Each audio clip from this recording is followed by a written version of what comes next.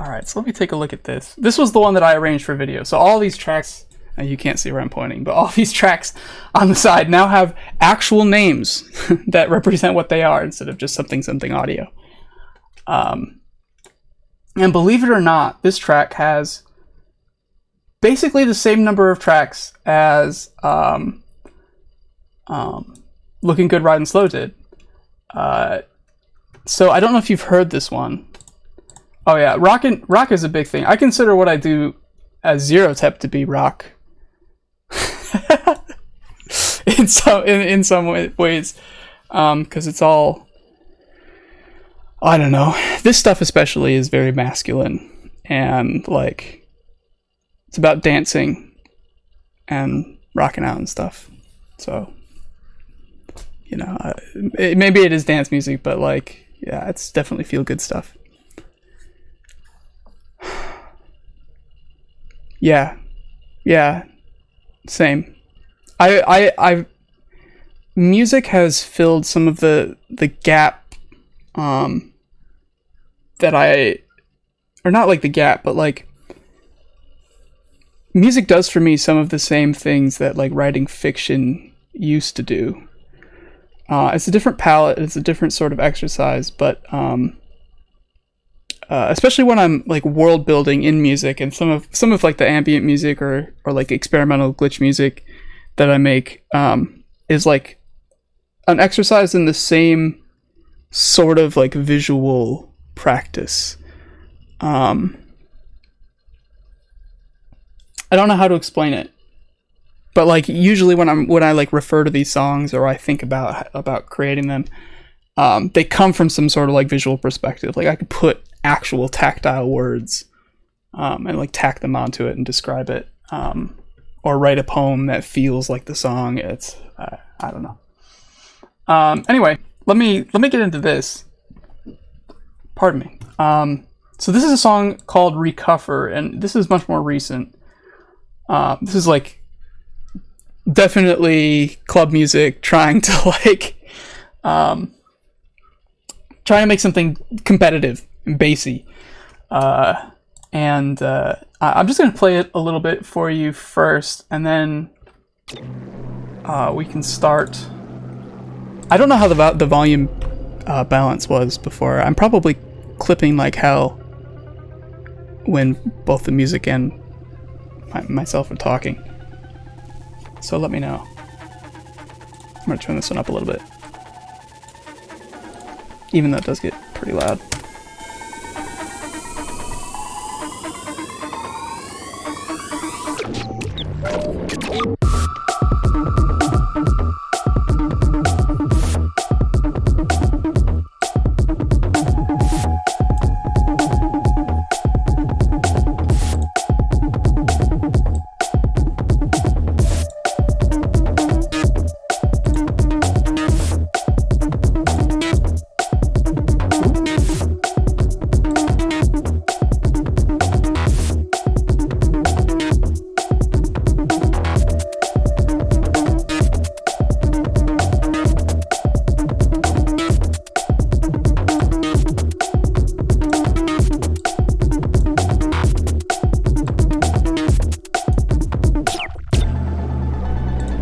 So this first bit, just like kind of coming in off the groove, using the interplay between the drums and the bass to kind of like get the mid, the sub and the low mids to sort of like play off each other. This sort of like push pull, that sort of like, you know what I'm talking about, the clip clop.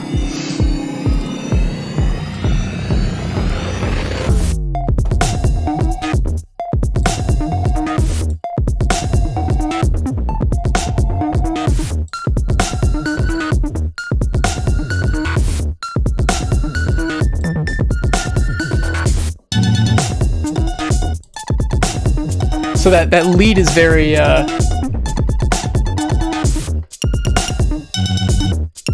very heavily reprocessed.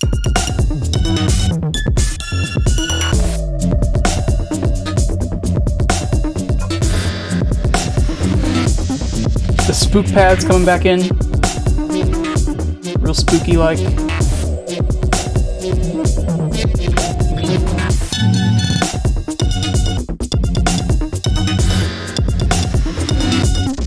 Oh yeah, Swimming on the Roof I like.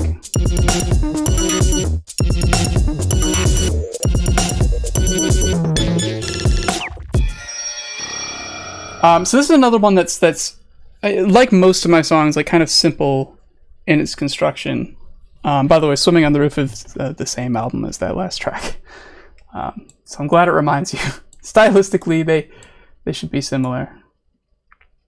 Let me go into the drum rack first, I think, because that's kind of a nice place to start. So this, as you can see in the top left, I don't know if you can see it through the chat box there, but this started out as a remix of my song Split Down the Spine, which came from the EP before this. So it's also sort of a VIP in a way, or it was supposed to be. So all these drums are actually largely from that. This one, the kick,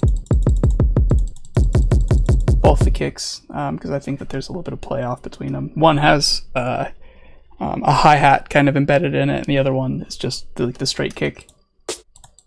And this is actually the snare, the main snare from Split Down the Spine. And this is the hi-hat. So what you're actually hearing is like another one of my old songs cannibalized, which I'd love to do more of. And let me see here. Is there any reverb on this, or is that... No, that's just all reverb that's in the sample. So this is a testament to good sample choice. Getting some, like, snare and stuff that kind of sounds like it works well together. Very, very dry sounding hi-hats. Which is something that I like to do in my music. Again, like that push and pull is really important to me. So like usually on these kind of like club songs, I'll just prefer to have things kind of like glitching and skittering and being very dry rather than like layering up a bunch of reverbs or something like that. There's also some assumption that that the room that you're playing in is going to add some kind of reverb as well. So those tight, that's always a consideration. It's less a consideration now in like COVID days, when I want people to like hear the song as it's meant to be. But sometimes when I'm making club music, I will purposefully lean off the reverb just a little bit in order to like let the tone of the room drive some of the drums. Depends on your preferences. Depends on if you're insane like me or not. So the drums are quite simple. There's a little bit of EQ to tame that low end, especially to bring out, or to take out the overwhelming sort of like thump in the kick. Something that I probably could have just done if I was just EQing the kick directly, but not really a big deal since nothing else is really going on in that sub. The saturator I don't think will do a lot. It might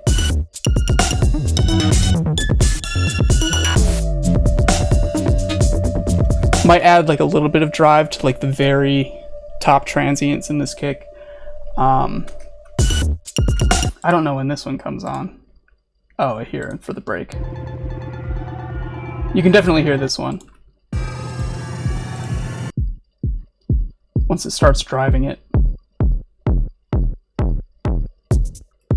But yeah, I think that these drums are very, very clean. There's really not much else going on. They're meant to sort of like underlie the whole track and provide mostly like tops and top mids to what's happening in the bass, which is the most important thing going on here.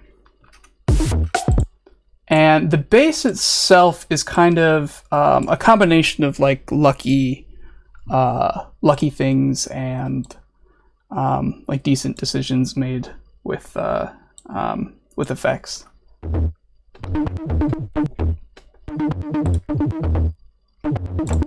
Oops.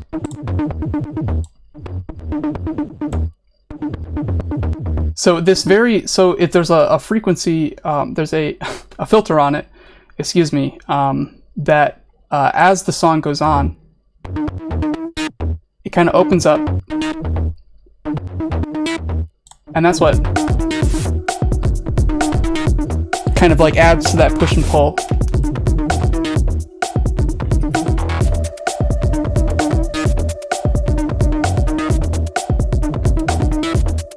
Plus there's a little bit of movement in the oscillators here. And the position of them, driven by this LFO, which is here. It's a triangle LFO moving them back and forth. And it re-triggers, I believe, every single time. Oh no, it doesn't re-trigger, I take it back. And then there's, yeah, this envelope here, which controls the filter. And so you'll actually see the filter decay open up at sometimes. I think it's, oh, I take it back. It's just down here. I was working on designing the sounds, so never mind. I don't know how much of this is automated, to be honest with you. I think it might have just been while I was playing with some of the sounds. Yeah, the filter, of course the filter frequency is automated. Let's see what else here. I miss performing live. That's for sure.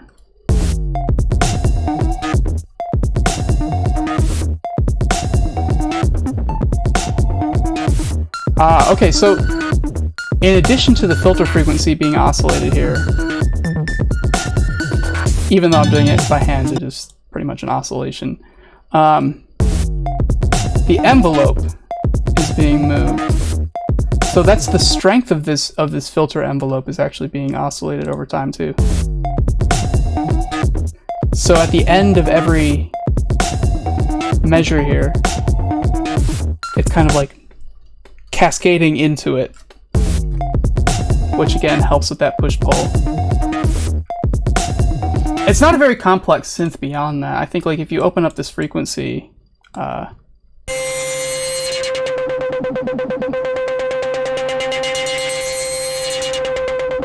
oscillator, or excuse me, that arpeggiator is where most of that like comes from.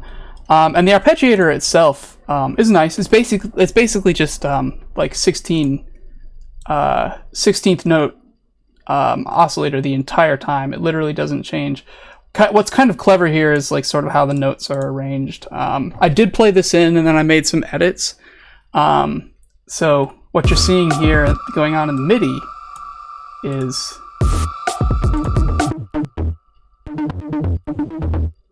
basically me trying to get the notes to like line up exactly where they need to be in the song. But I did mostly play it in the first time. Kind of sounds better when they don't just like all fall into place. Hey, it's nice to see you. I hope you have a great night. Thanks for coming by. It's like my first stream in a long time, so I will have to do this again. And this is going to be the only one that'll stay up, hopefully, so people will be able to watch it. That'll be nice. Alright, so yeah, bass, nice, great bass. I don't think that much is happening here in trash, maybe just some stereo separation. Oh no, not even. Oh, I take it back. There is some processing happening here.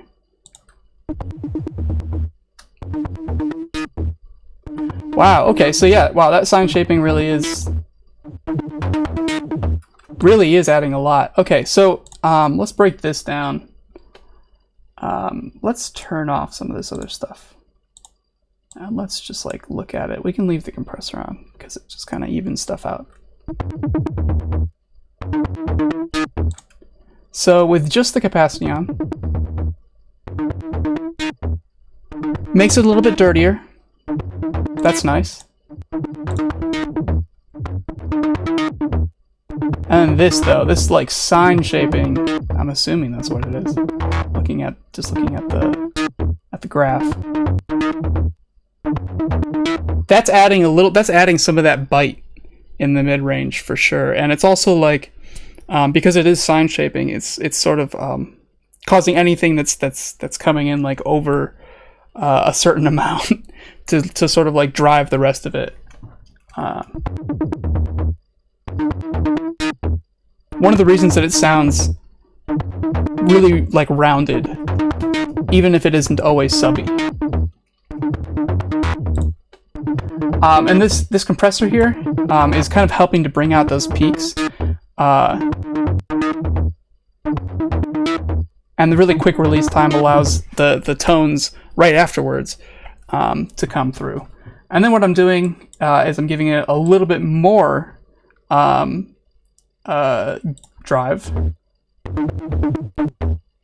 Not a lot though. Here's what's like 100% wet. And you can kind of hear it on top. With headphones on, I can kind of get it like just sort of in the side. Hey, thanks for the follow. I appreciate that. Oh, I didn't turn the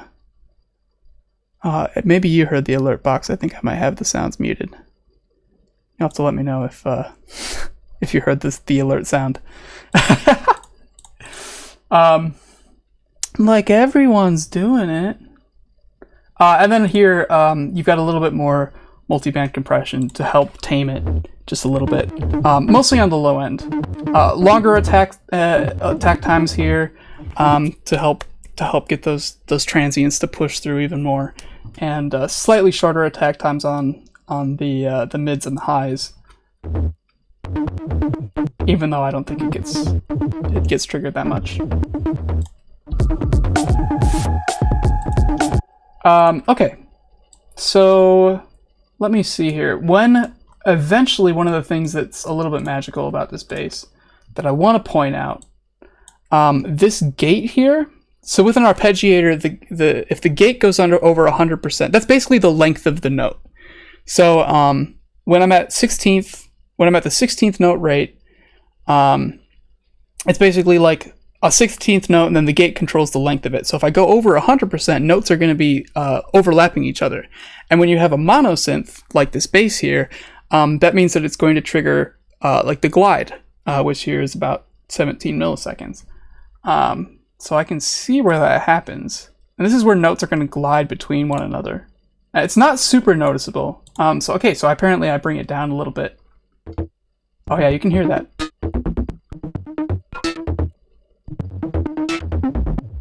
Oh, I turn off the sidechain. It's a little bit annoying.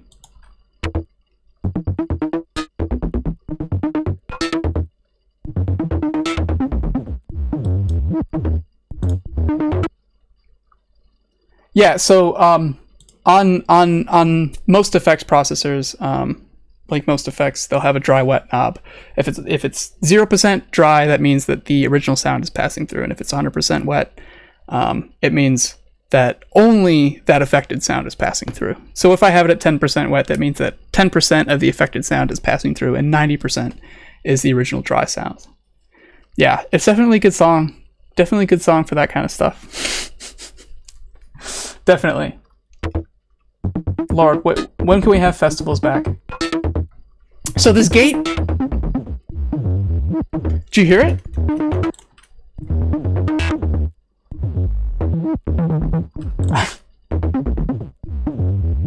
Did you hear the notes like gliding between one another? It's not super noticeable. In the track, it's like... It just kind of like adds to the overall like wiliness of the effect of it. It's like, I'll play it in context, and maybe you can kind of... Whoops.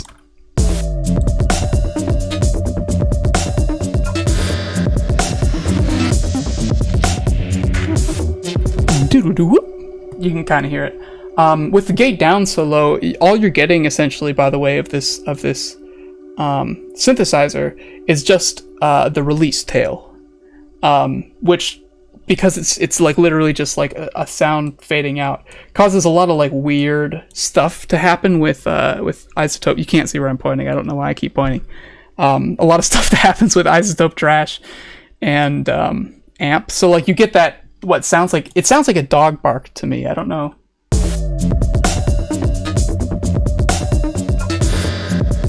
You see what I'm talking about? There's that one note that sounds like a dog bark. Anyway, very weird. Threw me off when I was making it because I thought my neighbor's dog was barking. Anyway, so that's kind of cool about that synth. Then what I've got going on the top end, I have a little bit of white noise. So instead of like having a crash cymbal, I use the white noise instead.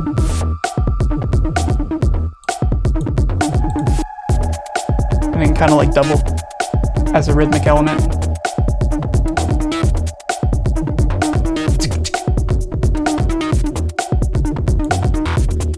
Kind of a nice way to do that. If I don't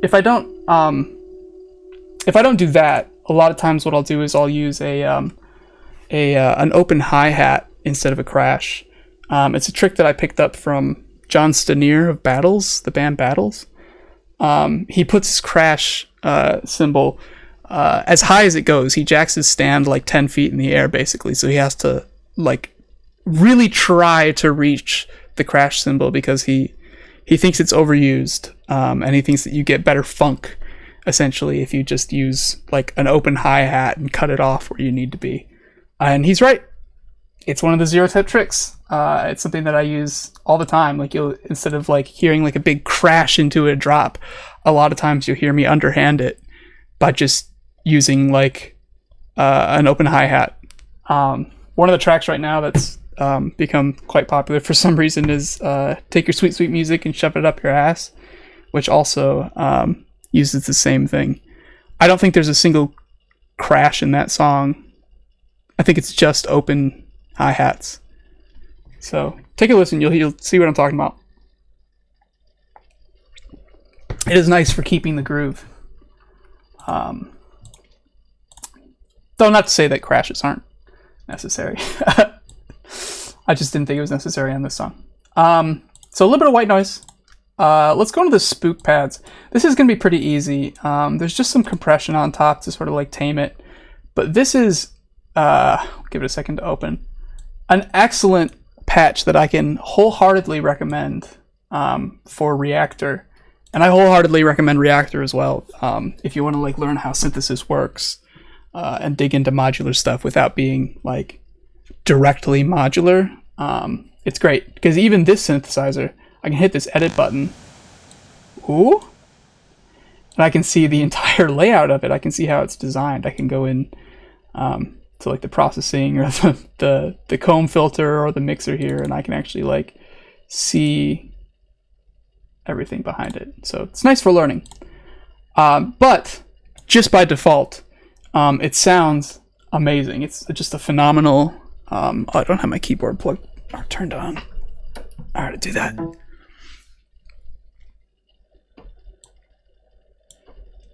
Let's see if it comes in. Yeah.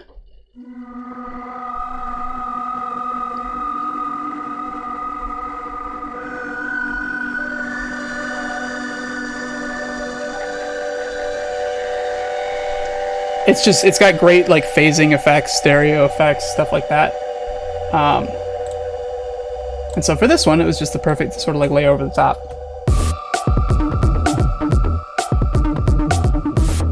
When you like sort of like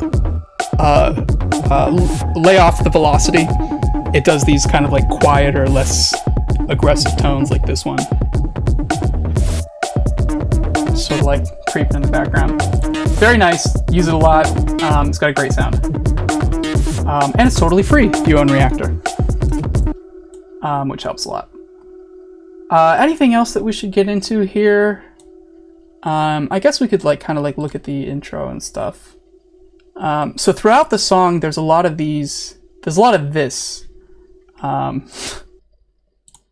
This. Oops. Like random sounds and stuff.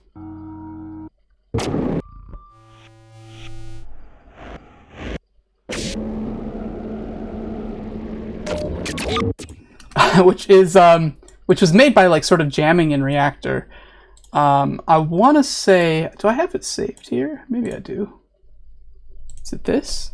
Oh yeah, wow, okay. So I was just sort of jamming on this, what's called a screwel, which is sort of a big patchwork of, again, sort of like cybernetic, like oscillators and stuff, all freaking out, doing things. And if I do things like hit the randomize all channels button,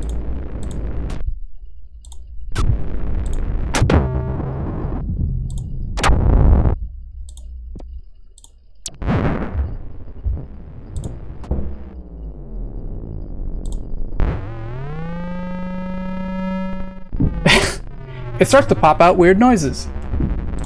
And I've essentially recorded enough of those and saved them and sort of like tried to mess with the ones that I knew sounded good to extract some of these sounds. So that's what you hear all over this, including here in the intro.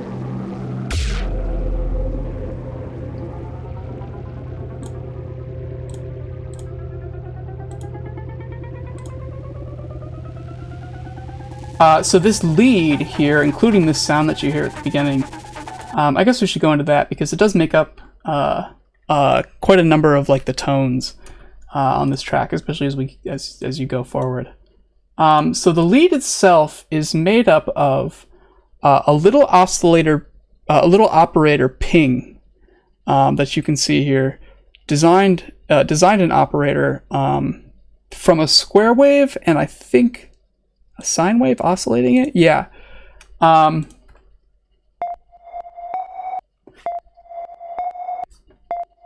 There's a very steep filter on it.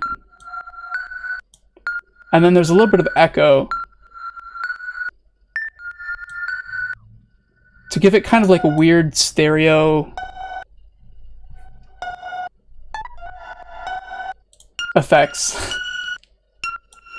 There's this audio effect rack here doing some parallel processing, which is actually taking a reverb tail and like rhythmically over the course of a measure, automatically like oscillating that reverb tail so that it comes up towards the end of the measure.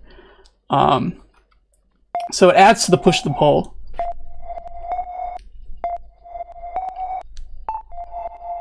At the end of every measure, it's kind of like coming up.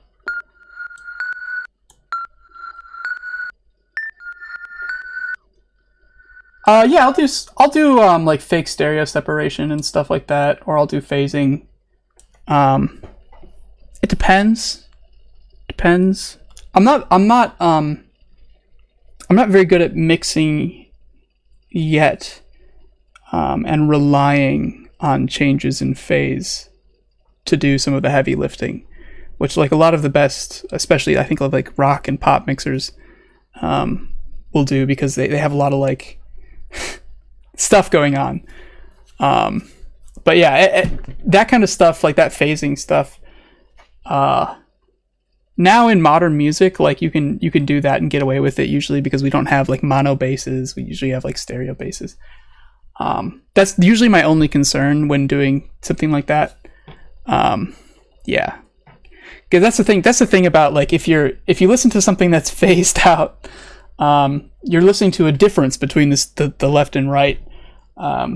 That's very subtle. Then when you combine them, they're going to have frequencies that cancel each other out, which is why it sucks when you listen on like laptop speakers and in mono, because you're hearing it all combined together. So that's one of the reasons I don't do it that much. And when I do, I usually try to use a lot of synthesizers have their own like built-in like what do they call it, like blending functions, where they actually will like use multiple oscillators so that you're actually hearing different tones in the left and right. Otherwise I'll use like let me show you this. I've built this preset. I don't make a lot of presets, but this is one preset that I made for doing stereo width. So this is like the most basic Ableton way to do it, where I've got essentially a crossover that's defined, 2 channels, one for a low, one for a high, and then I cross over. somewhere that makes sense. And then I have a delay time that I can adjust, which adjusts how the phase sounds. And this is great for guitars, actually. One of the things, if you're processing guitars or anything that sounds like a guitar, one of the things that you can do to really change the sound of it, this works with synthesizers as well too. It's just a little bit different because of how like harmonics are manufactured. You can just phase it a little bit and make sure that you mix it down to mono in the end, or use a delay like I'm using or whatever. And you'll like actually remove parts of the guitar tone, and make it fit a little bit better in your mix. Sometimes that helps for removing, for like sort of just making a mix stick together. A little bit hard to define what I'm talking about, but yeah, it's good. I don't do enough of that deliberately, I don't think, but I do try to make use of the stereo spectrum fully, even if it's not like phasey stuff. So it depends. Sometimes I will just do it because it really fucks with you, especially if you're on a multi-channel mix where you have speakers behind you. That's how it detects what goes into a multi-channel mix from a stereo mix is phasing. So if you phase something out, like if you just like use Ableton's utility here and you just, like phase out the left channel or something like that, you'll hear it behind you, which is kind of cool. So it's kind of a nice hack. Like if you're like, I want like people on surround systems to shit their pants, you could do something like that.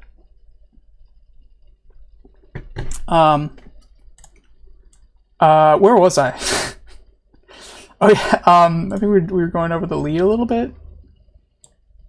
So yeah, it's basically just like a beep that has had a little bit of stereo effects going on up top. I mostly just to kind of like separate it and make it weird, but there is a little bit of like uncertainty in there.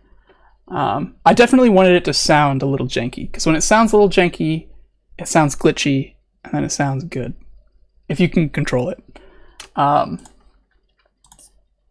Let me see here. So we've got, so this is essentially, oops, I gotta turn this on. So this is essentially like the rendered down version of that. And then there's this, which kind of echoes it, which is made of, weirdly enough, an M1 fake string sound. More of that sidechain glitching out.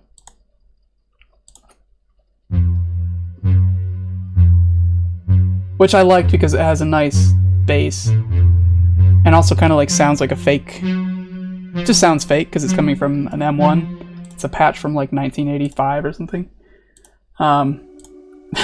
So it's nice. And then I ran it through an amplifier to sort of bring out, I guess if I go back to it, this is what it sounds like, just sort of.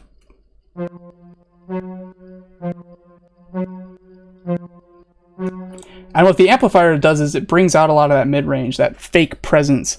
The mid-range that it's normally looking for in a guitar can also sound good on other things. I actually use like the amp plugin on my vocals quite a lot.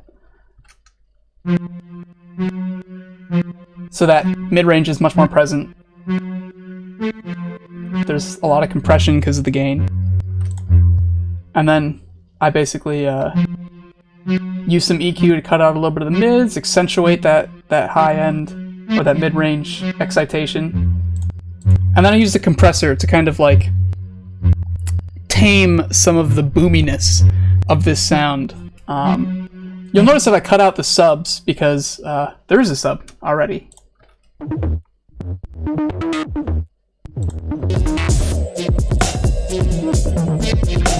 And I didn't want them to interfere.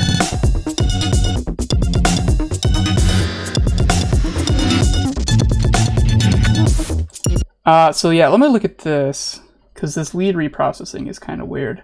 It sounds like it's microtonal, but it's not. It's just kind of a weird artifact of the delay and some of this reprocessing. So this stuff, this M1 stuff, ends up down here in the live version of it, which is running through a little bit of a tube amp, which isn't doing a lot to the sound, just kind of like warms it up a little bit. And then it's getting combined, both of those are getting combined down here for the final lead.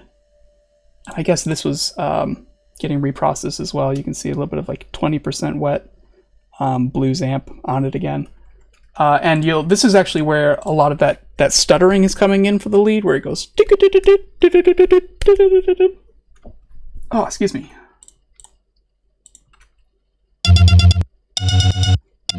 You can see that firing off here. Holding down the repeat. Oh, excuse me. Making it a gate instead of a mix. So it cuts out the original. So that's just like a little bit of like automated beat repeat stuff, so that I don't have to do it by hand. Again, also sounds a little bit glitchy. It's perfect for what I was trying to do. And then this gets reprocessed down here, so that I have a filter and I can kind of control where it sits in the whole mix. I have some EQ again to control all of it, because it's supposed to be part of the same lead line. And then yeah, some effects that come on at different parts.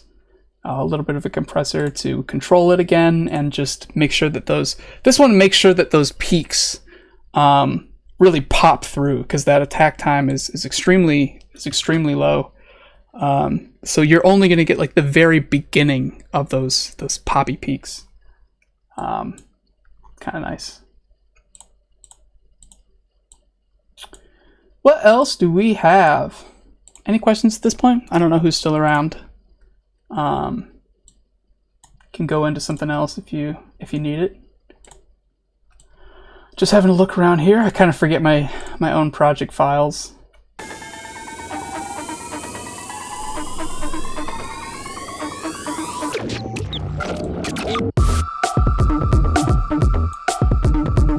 Guess this is a riser. It looks like might have been.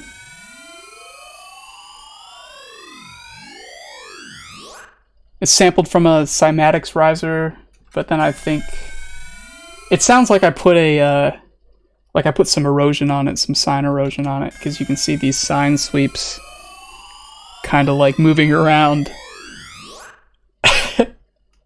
as it goes up, as the other sines go up, the other tones.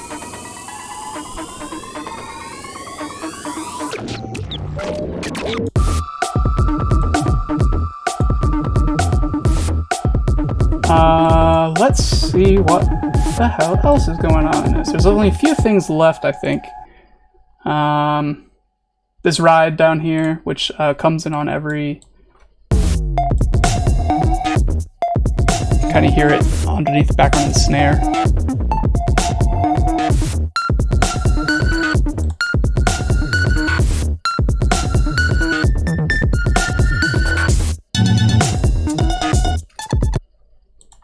Kind of underlying it. The pads come back in. We've already gone over the reactor chops and what's there. There is some stuff in there's some stuff down here, just some effects and stuff that are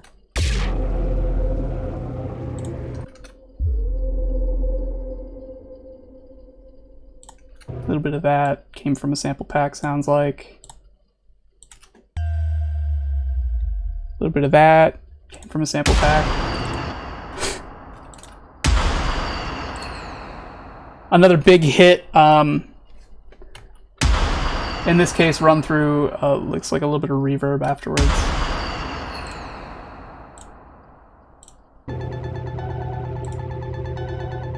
I think this down here is another sound from the M1. One of their creepy, like, sound effect-y kind of things. metal sort of scraping.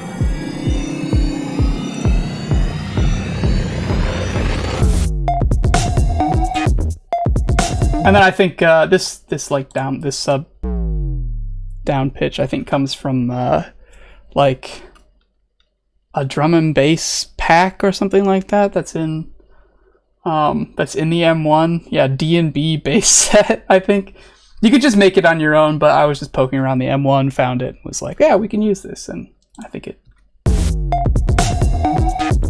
that's where it stayed. Let me see here. How long did it take me to teach this? Or to teach myself? I'm still learning. And I'm still bad compared to some people. But I think like getting comfortable with Ableton, there's that 10,000 hour thing that they tell you about. It's not a joke. Like, there's a cognitive bias whereby when you're first starting out, you're just learning and you're taking in for information and you think you know everything because you've learned how to do the thing, like, basically. And then over time you realize you don't know shit, and you go through this sort of like trough of feeling like you know enough, but not nearly enough to be a professional, or not nearly enough to ever compete. And then you eventually come back up, and I feel like I'm coming back up to the point where I feel like confident in my skills again, but having gone through that dip in that cognitive bias, I have the humility of being able to know that I still don't know anything. And sometimes it feels like that. But I will say that it took maybe like 5 or 6 years to gain that level of confidence in Ableton where it's like, I know what I'm doing. Like when I get in, I'm no longer frustrated. I mean, I do get frustrated, but I'm not immediately frustrated by my inability to make the sound in my head. Like I can actually like put pen to paper, and what comes out on the other end is usually something close to what I wanted going in. Or at the very least it can be. Oh yeah, here's what I was going to talk about the lead originally. This sound here, which I really like, is basically like, it sounds like strings, like you're dragging a pick up a string or something. It's excellent. It's basically just this beat repeat glitching out over one note.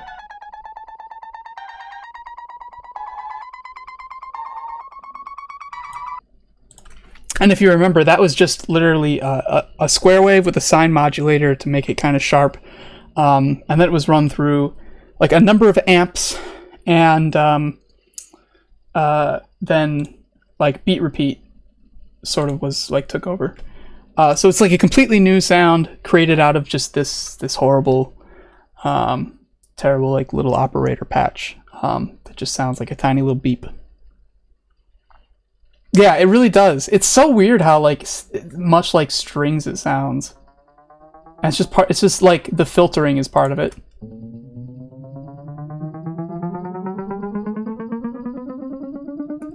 Even though it sounds even like weirder. Yeah, it's, I don't know, just one of those cool things that you like when you're making sounds, just come across it and you're like, well, that's, I have to like save that somewhere and use it in the set. Yeah, it comes back into play here too.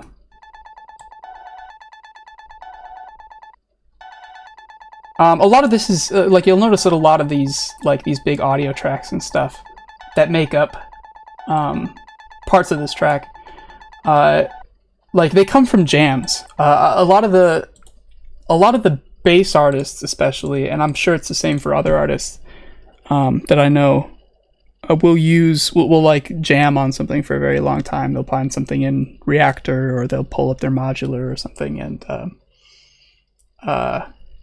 they'll literally like record like an hour of sounds out, I was watching Cursa do this on stream, because I was always kind of curious to see behind his process, because I know that a lot of guys do that. But I was like shocked at literally, whoa, what's happening? Shocked at literally just how much of it was like just taken directly from like some other jam that he had been doing. Like he'll just construct entire songs out of like a drum rack, and then he'll just go through like open up like a bunch of different samplers or a bunch of different audio tracks and just like literally pick out his sounds by ear. There's some tracks that I'm sure he does literally zero synth design in, because he's done it all beforehand.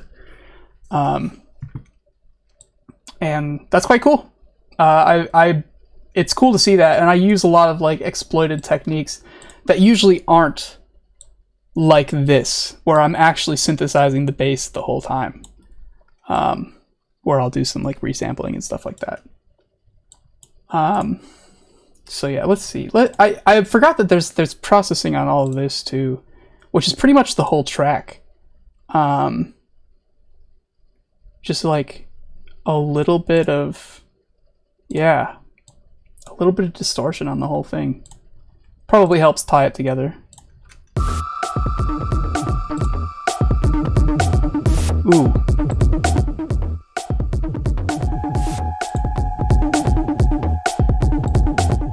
Can you hear the difference? I can hear it a little bit. So like the top end becomes a little bit more present, and a little bit more like held together. This is something that you're mastering. This is a decision that maybe your mastering engineer might use, if you're mixing a track, to like put a little bit of distortion on the whole thing, just to sort of like get it to sit together.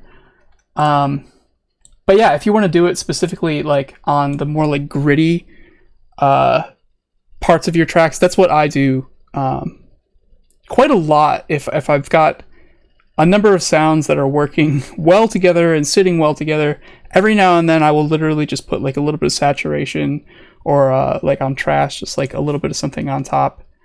Maybe not even like 100% wet. Here it's not doing that much, so it can be 100% wet. But sometimes more extreme effects can sound good. Literally just like this is taking the lead, the bass, all these Tron noises, which I think are like either ripped from jams or sample packs.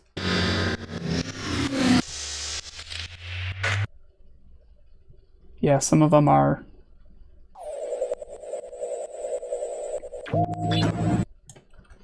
Yeah, taking all of those, the leads, the bass, the drums, and even the risers, and distorting them all together. And that means that things like the ride that comes in on the snare, the spook pads, and all of the effects are actually like outside of it.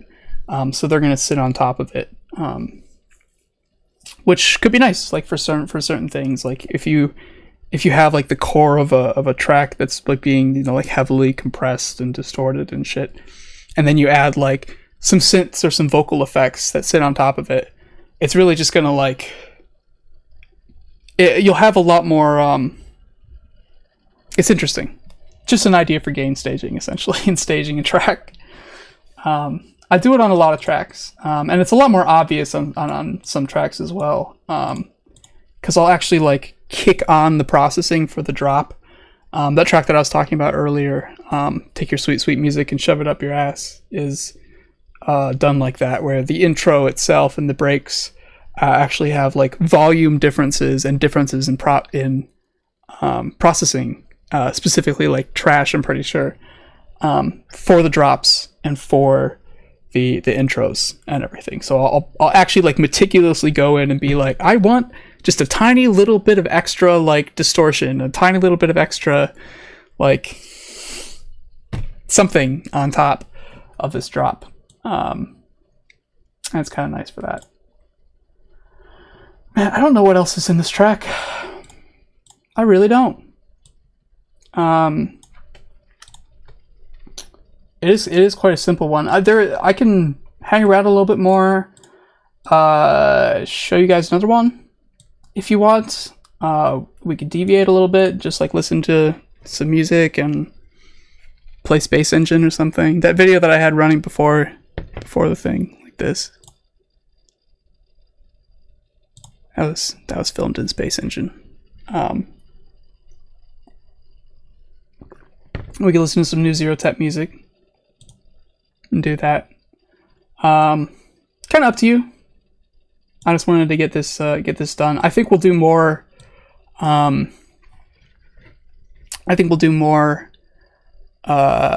Track breakdowns in the future. I don't want to spend too long. The demo from the intro again?